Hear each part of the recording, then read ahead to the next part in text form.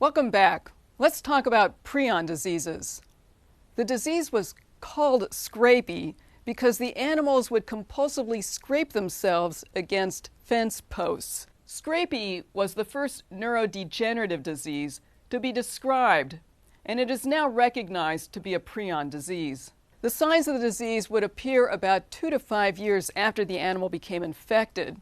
And once they became infected and showed signs of disease, the animals would live for about 6 months after the disease onset.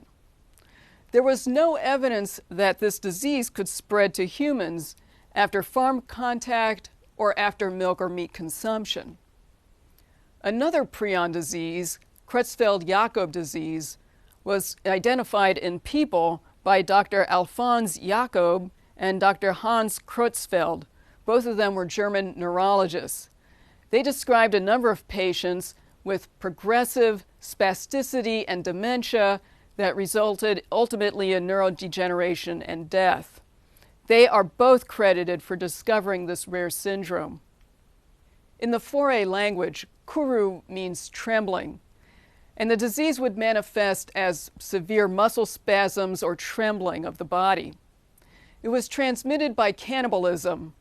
Family members would cook and eat their relatives as a way to free the spirits of the dead, but only the women and children ate the brains of the deceased relatives, and so as a result, they were the ones who mostly came down with the disease. When cannibalism was ended in the 1960s, the epidemic died down. The last kuru victim died in the late 2000s. Dr. Carlton Gajdusek traveled to New Guinea and lived among the Faroe people to study kuru. Here's Dr. Gajdusek pictured here. He concluded that the disease was spread by cannibalism and wanted to prove its transmissibility. He took a small sample of a victim's brain and injected it into chimpanzees' brains. The chimps developed the disease as a result. He recognized the similarities between kuru and Creutzfeldt-Jakob disease, and he hypothesized that they were both due to a novel agent. For his discovery, he was awarded the Nobel Prize in 1976. Dr. Stanley Prusner was the one to prove that prions were the cause of these diseases. In 1972, one of his patients died from Creutzfeldt-Jakob disease, and at that time it wasn't known what it was due to. It was hypothesized to be due to a slow virus, but it did not have DNA or RNA as genetic material. After 10 years of research, he identified that it was a misfolded protein, and he called it a prion for proteinaceous infectious particle. His discovery was met with considerable skepticism by other scientists, but nevertheless, he was awarded the Nobel Prize in 1997. Everybody possesses prion genes. Animals, humans. The prion gene will encode for the prion protein, but it's when it gets misfolded that it becomes a problem. Prion diseases appear in a number of different animals, again scrapie in sheep and goats, chronic wasting disease in deer, elk, and moose. There's even feline spongiform encephalopathy seen in cats, and transmissible mink encephalopathy seen in mink.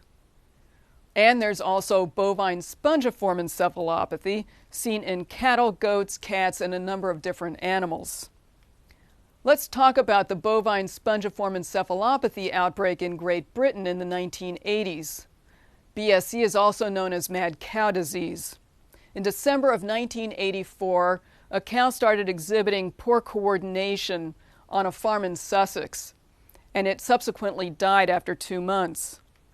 Over the next 2 years, more cows started exhibiting signs of the disease. Pathologic examinations, where they took thin slices of the brain and looked at them under the microscope, showed spongiform encephalopathy similar to those seen in scrapie. Here's an example of the pathologic changes seen in the brain tissue. This is normal brain tissue.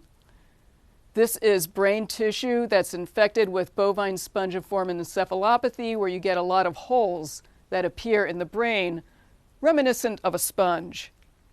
Again, more comparisons of spongiform encephalopathies, normal brain tissue, classic Creutzfeldt-Jakob disease with large holes in the brain, kuru, Similarly, large holes in the brain and scrapie, large holes in the brain. They all have sponge-like appearances. That's why they're called spongiform encephalopathies. For over 250 years, scrapie in sheep did not infect humans. But this novel spongiform encephalopathy in cattle was spreading. The British Ministry of Agriculture, Fisheries and Food, also known as MAF, and the feed industry had to decide what to do about the sick cows. They decided to keep this issue confidential. A note from the head of the Central Veterinary Laboratory to the director of the Central Veterinary Laboratory revealed concerns about food safety, food export, international trade, and human health. In the note, it said, quote, "If the disease turned out to be bovine scrapie, it would have severe repercussions to the export trade and possibly also for humans. It is for these reasons that I've classified this document as confidential." But political concerns soon developed. The chief veterinary officer of the Ministry of Agriculture, Fisheries and Food sent a note to the parliamentary secretary. "Irresponsible or ill-informed publicity is likely to be unhelpful since it might lead to hysterical demands for immediate draconian government measures and could lead to other countries to reject British exports of live cattle and bovine embryos and semen. The political implications of this development could be quite serious, particularly if not handled correctly." MAF published a short factual report in the British Veterinary Record, which is a publication of the British Veterinary Association, and this was subsequently followed by a longer report. The Sunday Telegraph, which was a national British newspaper, got hold of this report and issued the first public media report of an incurable disease wiping out Britain's cattle. In response, the British government decided to assemble an advisory committee to investigate this disease. So in May 1988, the British government assembled the Southwood Working Party to investigate the risk that this new disease might pose to people. The Southwood Working Party began its investigation and found that both sick and healthy cattle were slaughtered and were entering the human food supply. Meat and bone meal, which is pictured here, is ground up livestock, and that had been fed to cattle for decades as a protein source. Meat and bone meal included parts of the animals not typically consumed by humans, including the intestines, spleen, and spinal cord. Some of these parts could have been contaminated with the infectious particles, particularly the spinal cord. So their initial recommendations were that sick cattle should not enter the food chain, entire carcasses of sick animals should be destroyed, the meat and bone meal ban should be voluntary, but if the feed industry didn't comply, then it should be made mandatory. The meat and bone meal ban did not apply to chickens and pigs, however, because these animals did not appear susceptible to the disease. Exports would continue. The BSE order mandating these changes was signed into law in June 1988 and went into effect 1 week later. After the new BSE order went into effect, new findings emerged. They found that mice injected with BSE-infected brain did in fact show signs of disease almost 300 days after inoculation. Epidemiologists studying the disease in animals discovered that young dairy cattle in southern England constituted the majority of the cases. An epidemic curve pointed to a common source exposure over an extended period of time. Epidemiologists concluded that the cattle were likely exposed to the agent sometime during winter of 1981-1982. This is an image of the BSE epidemic curve. The first unverified case occurred in 1984, but it took 2 years before the disease was actually diagnosed, and over 10 years passed before the meat and bone meal ban was passed. There were changes in the meat and bone meal production. During the 1980s, the sheep population increased from 22 to 25 million, and that led to many more cases of scrapie. And here's examples of sheep brains for sale. So more sheep with scrapie went to the rendering plants to make meat and bone meal. Previously, they would remove the brains, but now they were just shipping the whole head through.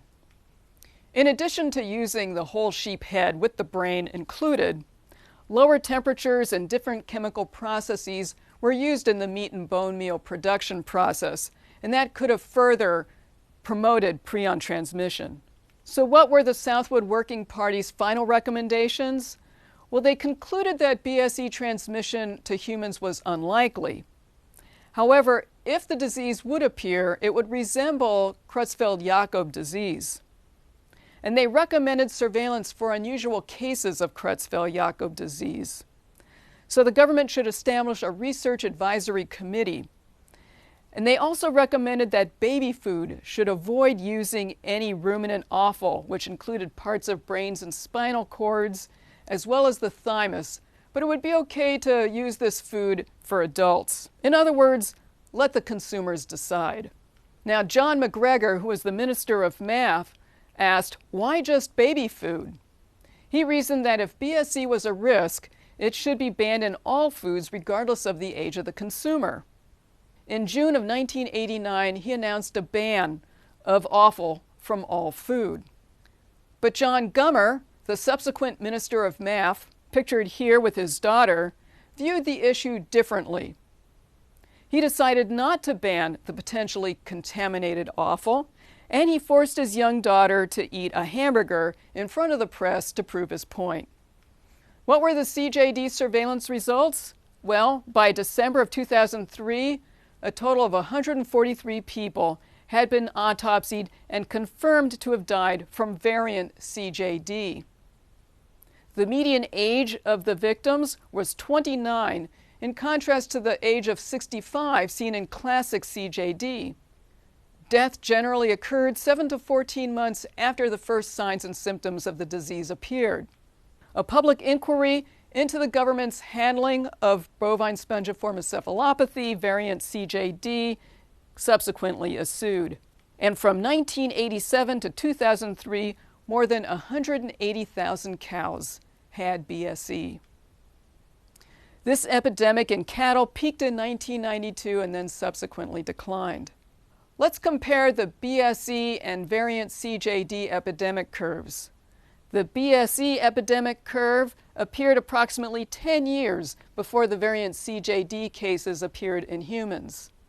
These are considered extended common source epidemics, meaning an ongoing source of food exposure. Unfortunately, there were a number of variant CJD cases outside of the United Kingdom. Exports of British cattle continued through the 1980s and early 1990s, which might have contributed to variant CJD in these other countries. France, Italy, Ireland, the Netherlands, Spain, Portugal had the highest numbers of variant CJD outside of the UK. In all, approximately 230 cases of variant CJD were reported in 11 countries. 77% of the global cases occurred in the United Kingdom. In an effort to reduce exposure to BSE, many European countries banned bovine offal from the human food supply. Unfortunately for those who were infected, the ban came too late. This graph shows the number of cases over time of variant CJD in Great Britain and in non-Great Britain EU countries. Again, this is the y-axis, the number of cases. This is years, and along the x-axis, the British cases are in blue and the non-British cases are in red. Most of the cases in the early years occurred in the United Kingdom. In subsequent years, it appears that non-UK patients predominated. So the questions for this section include, what is a prion and how does it cause disease? How was kuru spread in Papua New Guinea? What stopped the epidemic? Why did the British government officials hesitate to reveal the new disease? How should government officials make public health policies when scientific data is incomplete? At what point should food safety and health interests supersede economic interests? And finally, when should concerning but preliminary data be made public? And with that, I'd like to thank you for your time and attention.